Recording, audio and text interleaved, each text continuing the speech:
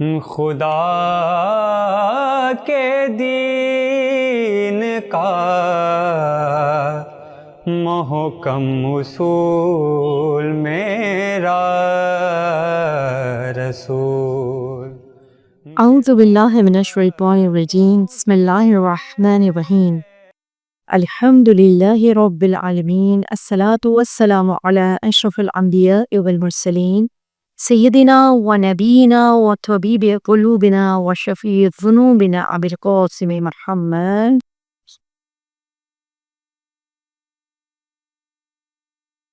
میں قائم T V Canada کی جانب سے بطول زہرا، میری اور میری پوری ٹیم کی جانب سے آپ سب کو السلام علیکم۔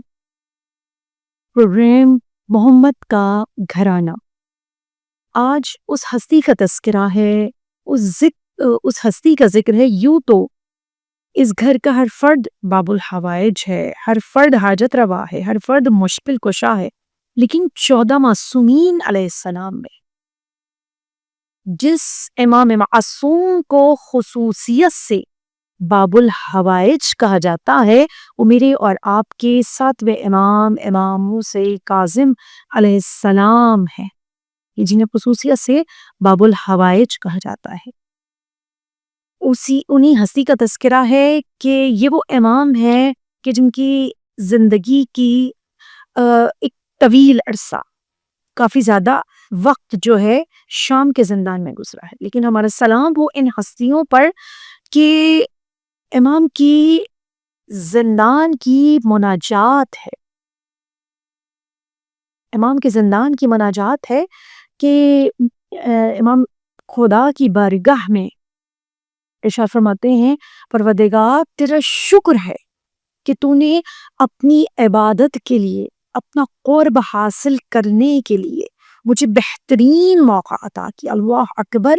وہ مشکل ترین لمحات، وہ مشکل ترین وقت جب ایک امام، جب حجت خدا، ایک ولی خدا کو ظالموں نے، جابروں نے، ظالم حکمرانوں نے قید و بند میں رکھا، اور یقیناً قید میں امام نے وہ صعوبتیں، وہ مشکلات، وہ پریشانیاں اٹھائیں، لیکن خدا کی بارگاہ میں اس طرح سے دعا کرتے ہیں، مناجات کرتے ہیں، پروردگار تیرا شکر ہے کہ تو نے وہ موقع عطا کیا کہ میں، یعنی کہ اس یہاں پر امام مطلب بتا رہے ہیں اپنی مناجات میں کہ پروردگار اس مقام پر فقط تو ہے اور میں ہوں، یعنی کہ میری عبادت کے درمیان، تیرے اور میرے درمیان کوئی دوسرا حائل نہیں ہے۔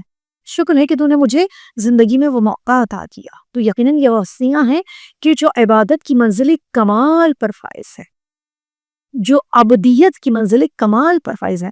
پروردگار عالم ہم سب کو توفیق عطا کرے کہ ان ہستیوں کے صدقے میں انشاءاللہ تعالی ہمیں خدا قرب الہی حاصل ہو، کہ جس طرح سے ان ہستیوں کو خدا سے محبت ہے، ہر عمل پروردگار عالم کے لیے ہے۔ تو امام موسیٰ کاظم علیہ السلام کی ہستی وہ ہستی ہے کہ نام موسیٰ ہے اور لقب کاظم ہے۔ کاظم کے معنی ہے غصے کو پی جانے والا۔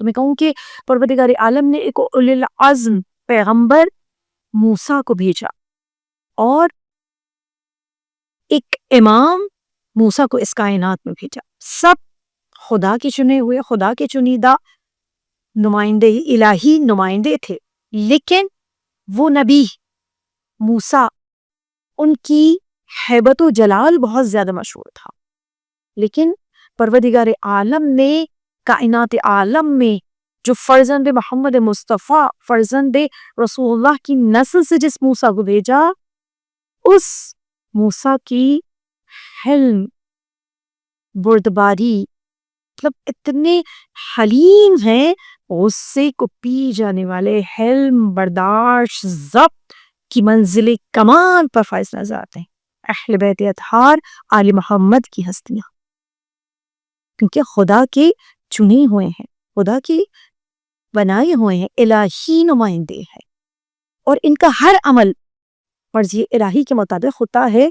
یہ سوتے ہیں تو ہدایت کر رہے ہوتے ہیں، یہ جاگ رہے ہوتے ہیں تو خدا کی ہدایت کر رہے ہوتے ہیں. یہ دیر کرتے ہیں تو خدا کی ہدایت کرتے ہیں. یہاں پر وہ واقعہ تو میں نہیں کروں گی کہ میرے ذہن میں آ گیا کہ غدیر میں رسول نے اعلان کیا تھا نا ولایت امیر المؤمنین علی ابن ابی طالب کا، علی کی مولائیت کا اعلان ہوتا. لوگوں نے کہا تھا دیر کیوں؟ پتہ چلا یہ دیر کرتے ہیں تو ہدایت کر رہے ہوتے ہیں، جلدی کرتے ہیں تو ہدایت کر رہے ہوتے ہیں، خاموش رہتے ہیں تو ہدایت کر رہے ہوتے ہیں. رسول اللہ نے 40 برس تک اعلان نبوت نہیں کیا بلکہ خاموش رہیں. پتہ چلا خاموش ہی ہے لیکن پھر بھی ہدایت ہو رہی ہے. بغیر حکم پروردگار عالم کے کچھ نہیں کرتے. یہ سوتے ہیں تو ہدایت ہے، شب ہجر. یہ جاگتے ہیں تو ہدایت ہے، یہ مسکرائیں تو ہدایت ہے. اور اگر یہ روئیں، ان کی آنکھوں سے اشک جاری ہو تو ہدایت کر رہے ہوتے ہیں. پھر چوتھے امام علی زین العابدین علیہ السلام واقع کربلا کے بعد 34-35 برس تک امام نے رو کر پہچنوایا ہے حسین ابن علی کو، اللہ کو، نبوت کو، رسالت کو، امامت کو، پیغام حسین ابن علی کو، قربانی امام حسین کو پہچنوایا ہے. رو رو کر پہچنوایا ہے واقعی کربلا. تو پتہ چلا کہ ان کا ہر عمل ہدایت ہے، بغیر، کیونکہ یہ ہادی برحق ہے، بغیر حکم پروردگار عالم کے کوئی عمل انجام دیتے ہی نہیں ہے. تو یہ وہ باب الحوائج امام ہیں. یہ تو سب کے سب باب مراد ہیں، باب الحوائج ہیں. سب جس سے مانگیں عطا پر عطا کرنے والے. میں کہتی ہوں ہمارے مانگنے میں کمی ہے لیکن ان کی عطاؤں میں کوئی کمی نہیں ہے. لیکن واقعاً پروردگار مجھے اور آپ سب کو تازمین کی زیارت کرنا نصیب کرے، باب الحوائج کے روضے پر جانا نصیب کرے. انشاءاللہ تعالی بار بار جائیں امام کے روضے پر. لیکن یہ وہ باب الحوائج ہیں کہ جن کے در سے کوئی خالی لوٹایا نہیں جاتا. یہ فرزند امام جعفر صادق ہیں کہ روایات میں ملتا ہے کہ اخلاق کی اس منزل کمال پر فائز ہے. فرزند امام صادق اخلاق کی منزل کمال پر فائز ہے کیونکہ یہ انہی کے نمائندے ہیں، انہی کے فرزند ہیں. وہ رسول اللہ جو کہ انک لا خلق عظیم کی مالک ہیں. بے شمار امام کے واقعات ملتے ہیں. باب الحوائج ہیں، حاجت روا ہیں، مشکل کشاں ہیں، عالم الغیب ہیں، غیب کا علم جاننے والے ہیں. اور امام ارشاد فرماتے ہیں کہ اگر کوئی کبھی بھی تمہارے پاس کسی مشکل کے لیے آئے، کسی پریشانی میں تمہارے پاس آئے تو سمجھ لو کہ خدا کی رحمت، اور تم چاہتے ہوئے بھی تم اس کی مشکل کو دور کر سکتے ہو لیکن چاہتے ہوئے بھی اس کی مشکل کو دور نہیں کر رہے تو خدا نے اب ایک رحمت تمہارے پاس کیجی تھی. اگر میں کہوں اپنے لفظوں میں کہ یقیناً اس نے خدا کا دروازہ کھٹکھٹایا اور خدا نے اس کو آپ کا پتہ بتایا. امام ارشاد فرماتے ہیں کہ خدا کی رحمت اس کے ساتھ ساتھ تمہارے دروازے پر آئی. اور بے شمار ایسے واقعات ملتے ہیں. اور کیونکہ معصومین علیہ السلام نے کلام نہج البلاغہ کا جملہ ہے، صاحب نہج البلاغہ علیہ کائنات امیر المؤمنین علی ابن ابی طالب نے کلام نہج البلاغہ میں ایک متقین کے صفات میں، جو امام کا خطبہ متقین ہے جس میں 110 صفات متقین کی بیان کی ہیں، مومنین کی، متقین کی، تو اس میں مولا نے یہ صفت بھی بیان کی ہے. تو جو ہمارا چاہنے والا ہوتا ہے، جو ہمارا ماننے والا ہوتا ہے، اپنے اعضاء و جوارح کے ذریعے سے اپنے مومنین بہن بھائیوں کی مدد کے لیے تیار رہتا ہے. اور اگر صاحب حیثیت ہے تو اپنے مال کے ذریعے سے اپنے مومنین بہن بھائیوں کی مدد کے لیے تیار رہتا. کیونکہ جو کسی مومن کے دل میں، معصوم شخص سمیت جو کسی مومن کے دل میں خوشی کو داخل کرتا ہے، پروردگار عالم اس خوشی کو قبر میں مجسم کر دیتا ہے. کہ جو وہ قبر میں جاتا ہے وہ خوشی مجسم ہوتی ہے اور قبر کی منازل میں اس کے کام آتی ہے وہ خوشی. بے شمار واقعات. بس اس مختصر سے وقت میں ایک واقعہ بیان کروں، مشہور و معروف واقعہ. علی بن یقین مولا کا چاہنے والا، مولا کا ماننے والا، کہ اس نے جو عہدہ یعنی کہ وزارت کا عہدہ جو اسے ملا تھا، پہلے امام سے پوچھا تھا، امام سے مشورہ کیا تھا. امام نے کہا تھا کہ بے شک تم یہ عہدہ قبول کر لو، لیکن ایک بات یاد رکھنا علی بن یقین، ہمارے کوئی مومن کسی مشکل میں ہو، کسی پریشانی میں ہو تو کوشش کرنا جس مقام پر بیٹھے ہوئے اس کی مشکل کو دور کرو، اس کی پریشانی کو دور کرو. امام حسن مجتبیٰ نے صلح رحمی کی جو صلح رحم کی صفات بیان کی ہیں امام نے یہ کہا کہ اپنے مال کے ذریعے سے لوگوں کی کاموں سے صلہ رحمی کرو. صلہ رحمی ایک بہترین عبادت ہے. اپنے اعضاء و جوارح کے ذریعے سے مومنین کے کام آؤ، ان کی مدد کرو. اور کبھی ایسا ہوتا ہے کسی مومن کو نہ آپ کے مال کی ضرورت ہے، نہ آپ کے ان کے جسمانی مدد کی، پیروں کی مدد کی بھی ضرورت نہیں ہے. کبھی اس کو آپ کے کلام، آپ کی زبان، آپ کی گفتگو کی، آپ کی ڈھارس کی، آپ کی تسلی کی اور تشفی کی ضرورت ہوتی ہے. امام نے کہا کہ اس کے ذریعے سے یہ کہا. تو علی بن یقین وزیر ہیں کہ مولا کا ایک چاہنے والا، ایک شیعہ علی ابن ابی طالب ابراہیم جمل، جو انتہائی غریب تھے، اور اونٹ، جمل اونٹ کو کہتے ہیں، تو یعنی کہ نا اونٹ چرایا کرتے تھے. تو کہتے ہیں کہ کسی مشکل میں پریشانی میں پہنچے ہیں. کسی نے ان سے کہا تھا کہ ایک شیعہ علی، امام کاظم کا ایک چاہنے والا، خدا نے اس کو مرتبہ و منزلت عطا کی ہے، تو یقیناً وہ تمہاری پریشانی کو دور کرے گا. اب کہہ رہے ابراہیم جمل کہ یہ کیسے ہو سکتا ہے کہ میں ایک بہت چھوٹا سا آدمی ہوں، اتنا بڑا آدمی کہاں میری مدد کرے گا. کہا نہیں وہ کرتا ہے، مولا کے چاہنے والوں کی مدد. مختصراً یہ پہنچے ہیں، لق الباب کیا.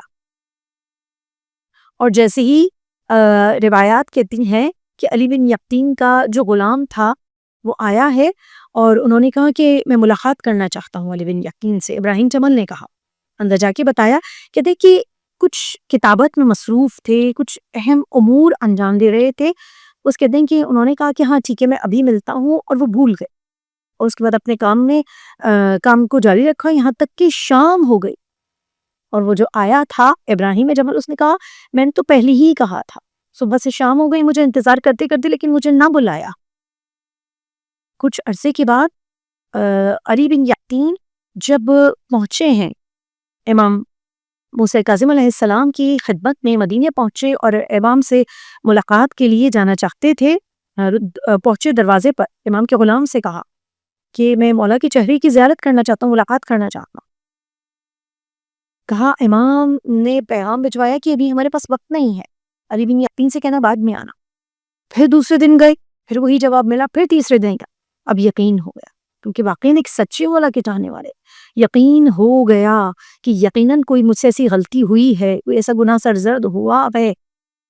یقیناً جو وقت کا امام ہے، میرے اور آپ کے زمانے کا امام، حجت خدا، وارث رسول اللہ فاطمہ زہرا کا بیٹا موجود ہے، جو کہ پردہ غیبت میں ہے.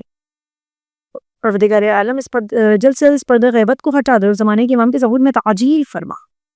تو یقیناً ہمارے اعمال بھی ہمارے امام کے پاس جاتے ہیں. پروردگار عالم ہمیں تقوی، پرہیزگاری اور ایمان یقین کی اس بلندی پر فائز کر دے کہ واقعاً ہم ایک مومن کہلانے کے حقدار ہوں، ہم ایک شیعہ علی کہلانے کے حقدار. تو بس جب تیسرے دن آیا ہے اور امام نے وہی پیغام بھجوایا، وقت نہیں ہے. کہا تو چاہے کچھ بھی ہو جائے، صبح سے شام ہو گئی کہ مولا جیسے ہی حجرے سے نکلیں گے، اور وہی ہوا. جو گھنٹوں گزر گئے، امام نکلے ہیں، امام کے قدموں میں گر گئے. کہا مولا مجھ سے کیا غلطی ہو گئی، مجھ سے کیا گناہ سرزد ہو؟ کہا ہم نے تم سے کہا تھا جب ہمارا ایک چاہنے والا اپنی مشکل میں، اپنی پریشانی میں تمہارے پاس آیا تو تم نے اس سے ملاقات نہیں کی. اگر تمہارے پاس وقت نہیں ہے تو ہمارے پاس بھی تمہارے لیے وقت کیسے ہوگا؟ اللہ اکبر. ان کے جو حجت خدا ہے، جو ولی خدا ہے، اپنی ایک ایک چاہنے والے سے اتنے باخبر. کہا مولا کس طرح میں اپنی غلطی کی تلافی کر سکتا ہوں، معافی مانگ سکتا ہوں، مجھے کس طرح سے معافی مل سکتی؟ کہا جب تک وہ راضی نہیں ہوگا. اے علی بن یقین تمہارا امام راضی نہیں ہوگا. مولا کیسے راضی کروں، میں تو یہاں پر ہوں اور وہ اتنی دور وہاں موجود ہے. کہا بقی کے پاس سواری موجود ہے، اس پہ سوار ہو، رات کا وقت ہے. کہتے ہیں کہ طیل عرض ہوا، فوراً وہاں پر پہنچے. ابراہیم جمل کے دروازے کے باہر کھڑے ہوئے ہیں، رات کا وقت ہے، رات کی تاریکی ہے، دق الباب کے اندر سے وضع کون ہے؟ کہا علی بن یقین. کہا اس وقت اتنی رات میں ایک حکومت کا نمائندہ، یعنی کہ اتنا بڑا شخص میرے دروازے پر. کہا دروازے کو کھولو. جیسے ہی کھولا کہا میرا مولا مجھ سے ناراض ہے، جب تک میرا امام مجھ سے اس وقت تک راضی نہیں ہوگا جب تک تم مجھے معاف نہیں کر دو گے، جب تک تم مجھ سے راضی نہیں ہو جاؤ. کہا میں نے تمہیں معاف کیا. کہا نہیں ایسے نہیں.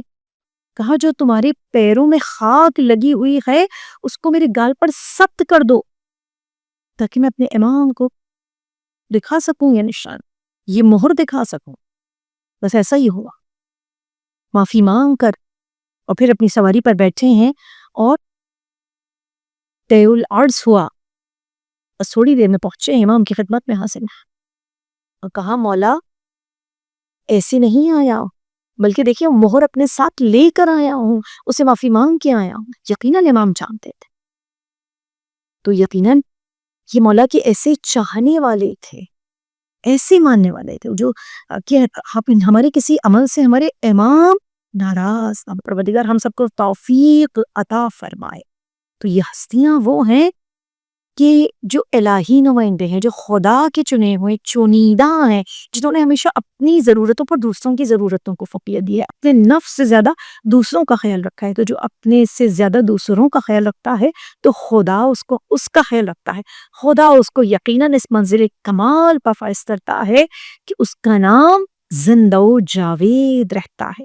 پروردگار ہم سب کو توفیق عطا کرے اور میرے اس باب الحوائج امام کے صدقے میں، امام موسیٰ کاظم علیہ السلام کے صدقے میں خدا آپ سب کی تمام مشکلات کو حل کرے، تمام پریشانیوں کو دور کرے، تمام حاجات کو پورا کرے.